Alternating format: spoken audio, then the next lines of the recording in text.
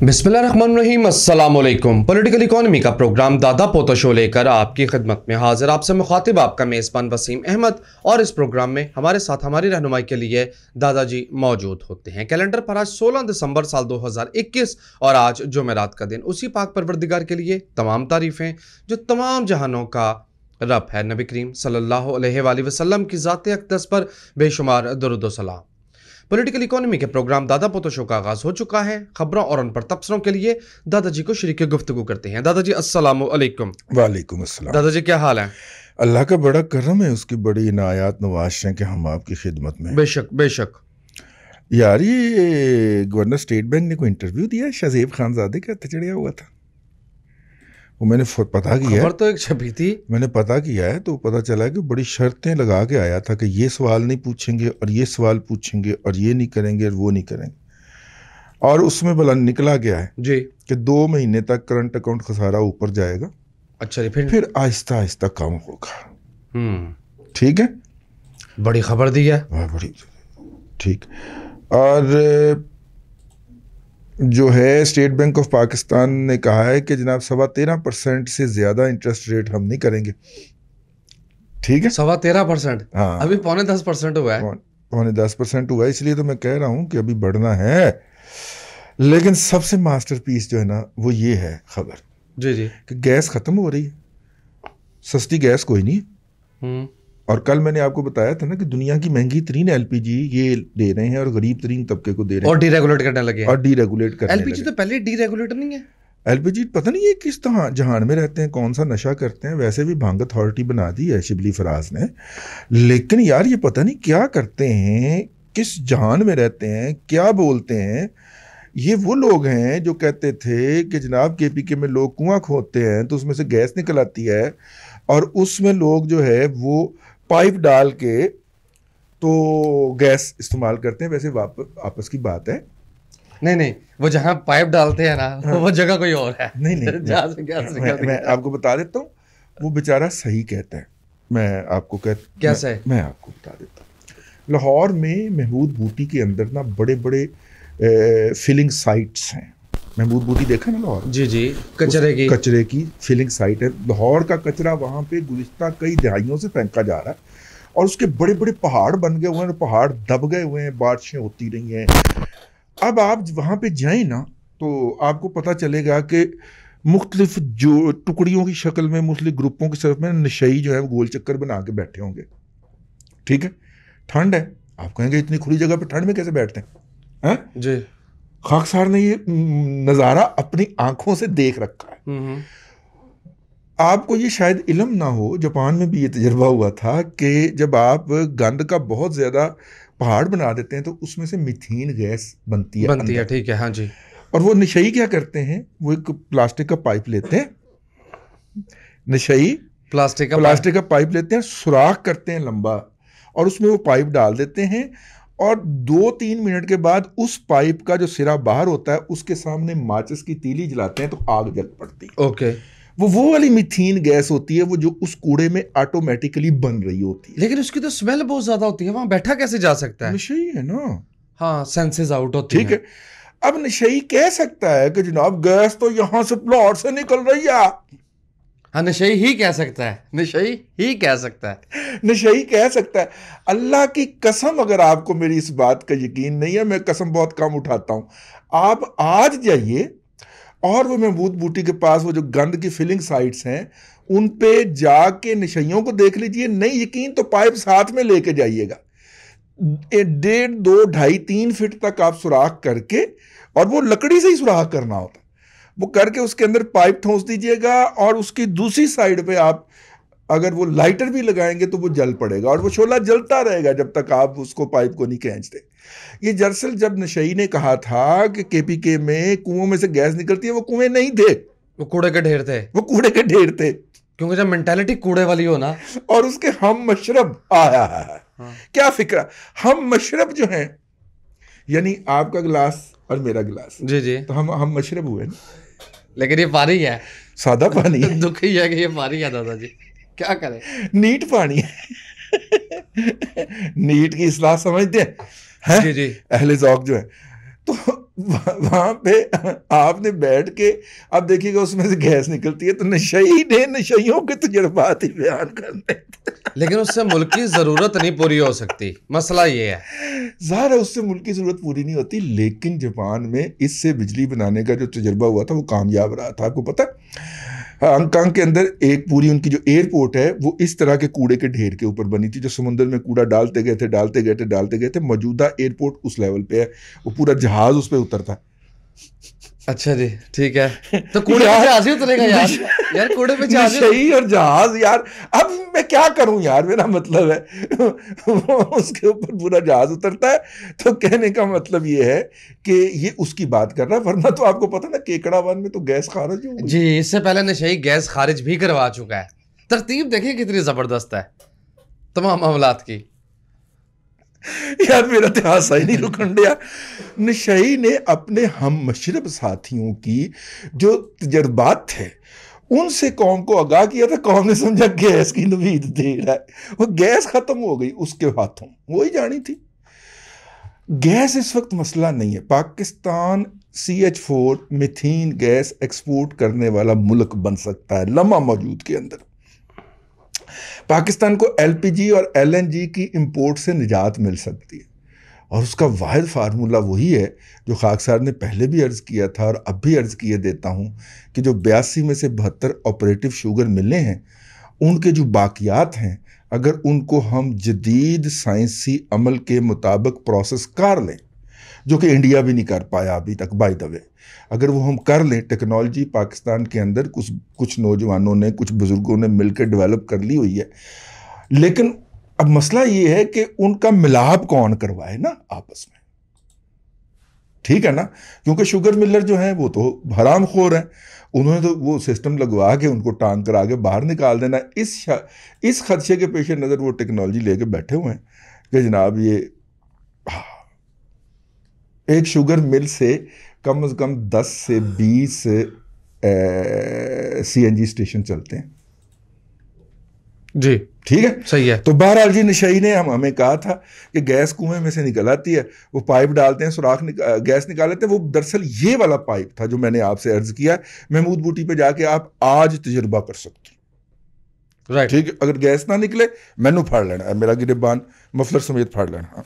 और दादाजी ऊपर से देखिए हेडलाइन सुपर लीड लगी हुई है फवाद चौधरी के बयान की, मतलब नहीं, इसको बैनर हेडलाइन कहते हैं, ठीक है यार। तो मेरा आज ड्रेसिंग जी जी जी, कल भी मैंने देखी थी, बहुत आला, बदज़ौक हो गया। वैसे हमारा एक दोस्त था अजमल जवाद, उसका नाम है, बक्कर में रहता है। तो एक दिन ना वो नए बूट लेके आया बाजार से, काली दौर की बात है, ठीक है ना। तो जो फसादी था ग्रुप के अंदर तारिक कलीम, उसने कहा है कि यार ये नया बूट पहन के आ रहा है तो किसी ने इसके बूटों की तारीफ नहीं करनी, ठीक है। अब वो आके ना तो कभी पाँव इधर मारे कभी इधर मारे कि मैं नोटिस हो जाऊं कि मेरे जूते की तरफ देख के लोग कहें यार लाला नवे जूते लेने हैं, ठीक है। कोई नहीं कह रहा। आखिर में कोई 15-20 मिनट के बाद जब उसका बर्दाश्त जवाब दे गई ना, तो कहने लगा यार तुम लोग जरा बदजौक नहीं हो गए। और उसके बाद फिर कहकों का तूफान उठा। बदजौक क्यों ना हो, जहां रजा बाकर बैठा हो वहां कितना का ज़ौक हो सकता है, कितना का ज़ौक हो सकता है और कितनी का बर्दाश्त हो सकती है। यार मैं प्रोग्राम करता हूं ना तो अपने आप पे बर्दाश्त करते हुए मुझे पसीना आ जाता जी, कि कोई, इसके बावजूद लोग कहते हैं कि तुम बहुत ही खौफनाक प्रोग्राम करते हो। ओगरा ने कह दिया जी कि उसकी कीमत कम करें, पेट्रोल की कीमत 10 रुपए 30 पैसे कट लगाएं, कम करें। अब मसला ये है कि हुकूमत अगर पेट्रोल की कीमत कम करती है तो उस हिसाब से उसके अंदर लेवी भी कम होती है, पेट्रोलियम डेवलपमेंट लेवी भी कम करना पड़ेगी, और जो IMF का टारगेट है वो मिस हो जाएगा, खदशा हो जाएगा मिस होने का ना। हम पहली बड़ी मिन्नतों से उनसे 350 अरब रुपए के टैक्स नए लगा के तो उसे मना रहे हैं कि देखो हम आवाम का कैसे निकाल रहे हैं रगड़ा। तो लिहाजा मुझे नहीं लगता कि ये वाली रिडक्शन जो है वो हुकूमत करेगी। जी अल्लाह करे, लेकिन खदशा है कि नहीं कर पाएगी। जी, चाइनीज B2B फर्म जो है वो पाकिस्तान में $50 मिलियन इन्वेस्ट करेगी, एक बहुत अच्छी खबर है। ये बहुत बड़ा 2 नंबरी है जी, इसलिए रिपोर्टर ने नाम लिखा। कोई नहीं करेगी। एक प्रेस कॉन्फ्रेंस थी, मुझे भी दावत थी, मैं नहीं गया। बुनियादी तौर पे वो अपना सॉफ्टवेयर लॉन्च कर रहे हैं। अच्छा जी। सॉफ्टवेयर होगा उनका, उसके अंदर जितने भी ये है ना अपना रॉ मटेरियल सप्लाई वाले, वो अपने आप को रजिस्टर करेंगे, आप घर में बैठेंगे, वो ऐप डाउनलोड करेंगे और आपको पता चल जाएगा कि आज ईंट का क्या रेट है, आज रेत का कितने की है, आज बजरी का क्या है, आज वो जो बजर होता है मोटा जो बुनियाद में डाला जाता है वो क्या रेट है उसका, आज सीमेंट का के रेट्स क्या चल रहे हैं, आप उनमें से अपनी मर्जी का उतारेंगे, आप ऑनलाइन उसको ऑर्डर करेंगे और आपको डिलीवर हो जाएगा। बस इतनी आसानी होगी। ठीक है। और वो जो सिस्टम उन्होंने $50 मिलियन है, ये वो सॉफ्टवेयर अपना चाइना में यूज़ कर रहे हैं, उसी का ही उन्होंने उर्दू वर्जन यहाँ पे लॉन्च कर देना, थोड़ी सी उसके अंदर वो जमा तफरीक करके 15-20 लाख की इन्वेस्टमेंट होगी। इस तरह का एक सॉफ्टवेयर और भी आ रहा है, हमें ऑफर हुई थी, हमारे पास पैसे ही कोई नहीं थे, वो है ट्रांसपोर्ट में। अच्छा, गुड्स ट्रांसपोर्ट। ठीक है जी, कि गुड्स ट्रांसपोर्ट सस्ती हो जाएगी, क्योंकि अक्सर ट्राले जो कराची से कंटेनर लेके आते हैं वो लाहौर या आप कंट्री में ड्रॉप करके वेले वापस जा रहे होते हैं, तो वेले वापस ना जाएं, वो जाते हुए भी कुछ ले जाएं। ये सारा इस तरह की एक ऐप है जो चाइना में मुस्तअमल है इस वक्त, वो उसको पाकिस्तान में लॉन्च कर दिया जाएगा जी। मिनिस्ट्री ऑफ कॉमर्स जो है उसने दरामदशुदा गाड़ियों पर ड्यूटी बढ़ाने की दरामदी गाड़ियों पर, दरामदशुदा नहीं, दरामदी गाड़ियों पर ड्यूटी बढ़ाने की मुखालफत कर दी, टैक्स बढ़ाने की मुखालफत कर दी है, क्योंकि पहली बड़ी प्रोटेक्शन है लोकल को, 250% का तो टैक्स है। हाँ, तो बहरहाल उन्होंने मुखालफत कर दी है। जी, ये लंदन की कोर्ट में क्या हुआ है? क्या हुआ? SNGP के खिलाफ, हाँ, उसने उसके क्लेम से रिजेक्ट कर दिए हैं। 1200 MW RLNG पावर प्लांट हुई, बड़ी खबर है, ठुक गई सन। जी जी, काफी ज़ाहिर है जब ये इस तरह के लोग बैठे होंगे कौमी असासों की हिफाजत के ऊपर, तो मुल्क की लूटमारी होगी, तो यही कुछ होगा। 10.37 बिलियन रुपीस। कोई पता नहीं अंदरों ही पार्टियां रलियां हों जिन्होंने क्या हुआ है कर लो। ब्रॉडशीट में भी कमीशन का रिया आया था ना वापस।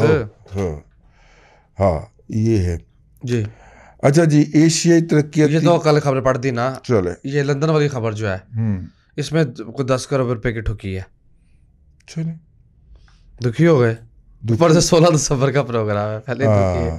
बहरहाल जी 16 दिसंबर जो है अल्हम्दुलिल्लाह, जो गलतियां हमने 16 दिसंबर को की थी अब भी हम उससे सीखने को तैयार नहीं है, बिल्कुल नहीं है, और हम लगे हुए हैं दगड़ दगड़ दगड़।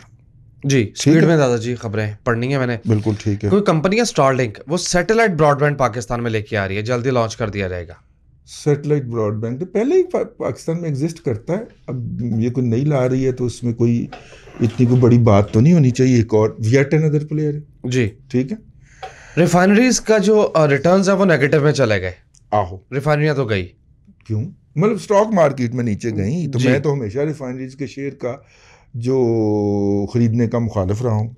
ऐसा ही है, मैं तो हमेशा कहा करता हूँ कि रिफाइनरी के शेयर उस वक्त तक नहीं खरीदने चाहिए जब तक कि ये रिफाइनरियाँ अपना साइज बड़ा नहीं कर लेती, एफिशिएंट नहीं हो जाती, यूरो 5 पे नहीं चली जाती। और यूरो 5 पे ना जाने की सबसे बड़ी रुकावट भला क्या है जी? ईरान का स्मगल शुदा तेल। अगर यूरो 5 पे चले गए तो ईरान का जो घटिया तेल जो स्मगल होके आता है वो फिर कहाँ बिकेगा, कहाँ बिकेगा जी? क्योंकि जब वो पड़ेगा गाड़ी के अंदर, गाड़ी खों खों खों करती बंद हो जाएगी, नॉकिंग शुरू हो जाएगी, नॉकिंग शुरू कर देगी। तो लिहाजा आपको अपने स्मगल शुदा तेल को बेचने के लिए आपको पसमानदा रखा जा रहा है। यही ट्रेजेडी होती है छोटे अजहान की। बड़े जहन के जो लोग होते हैं वो लोगों को सहूलत दे के कमाते हैं। ये छोटे जहन के अजहान होते हैं, छोटे जहन के लोग जो होते हैं वो लोगों को तंग करके कमाते हैं, ठीक है। और इनके पास भला क्या होते हैं, वो क्या दिलासे क्या होते हैं जी, ये दिलासे होते हैं, सही है कि फूक मरवा लो सब ठीक हो जाए। शुफ शुफ मुर्शद है वो दादाजी फैज हमीद साहब को। अच्छा जी, हाँ हाँ, आपको नहीं पता? फैज साहब की तमाम चीजों के ऊपर उसने शुफ शुफ कर रखा। फैज हमीद साहब का जो लेवल है बहुत लो है। शुफ शुफ किया प्रोग्राम में, तले धमकी आ गई। धमकी देने आ लिया, अगर तू अपने प्यो दा पुत्र है ना तो अपने नाम के साथ आई पुत्र, ठीक है। मैं तुम्हें घर ना छोड़ के आया ना ओ परले पासे मरी दे कोल, तो कहीं के फिर मौलवी नज़ीर दा पोता नहीं सी, ते मौलवी अब्दुल करीम दा पड़पोता नहीं सी, ठीक है ना। अफगानिस्तान की करेंसी लीरो हो गई। उधर से लीरा भी लीरो हुआ है, लेकिन अफगानिस्तान की बात पहले करते हैं। नाज़रीन करम, अफगानिस्तान की करेंसी ने डॉलर के अगेंस्ट 20 साल का कम तरीन लेवल पोस्ट किया और चंद ही दिन में उसकी जो मार्केट है वो 30% स्लिप कर गई। एक अमेरिकी डॉलर के मुकाबले में इस वक्त अफगानी करेंसी का रेट 113 रुपया है, यानी एक अमेरिकी डॉलर के बदले 113 अफगानी मिल रहे हैं। पहले ये गई थी 123 के लेवल तक, 30 तक गई रही है मंडे को। 130 तक गई थी, नहीं 123 के लेवल तक, लेकिन फिर उन्होंने इसको वापस खींच लिया था। अब चूंकि अमेरिका की तरफ से ये बात आ गई है कि हमने आपके 9 अरब डॉलर नहीं देने, उसमें से 7 अरब डॉलर तो हमने अपने पास रख लेने हैं। 9-11 के जो मुतासरीन हैं उनके ख़ानदानों को हमने कंपनसेशन देनी है। तो उसके बाद जो है फिर ये बेड़े गर्क हुए हैं जी, स्लिप कर गई अफगानी करेंसी जो है उसकी कदर में कमी वाक़या हो गई है, ये कहते हैं जी। ठीक हो गए। अब अजल लीरे पे आहो, तर्किश लीरा जो है उसकी कदर में भी रिकॉर्ड कमी। अमेरिकी डॉलर के मुकाबले में तर्किश लीरा एक ही दिन में 7% गिर गया।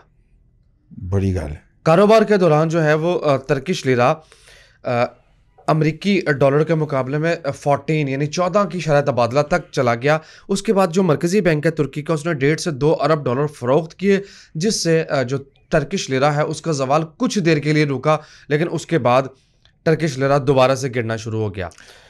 तुर्की के वैसे आपस की बात है, ये तुर्गत होने की नायदा तुर्की का सदर जो है उर्दवान को कोई बंदे का पुत्र जो है वो गवर्नर स्टेट बैंक नहीं मिल रहा।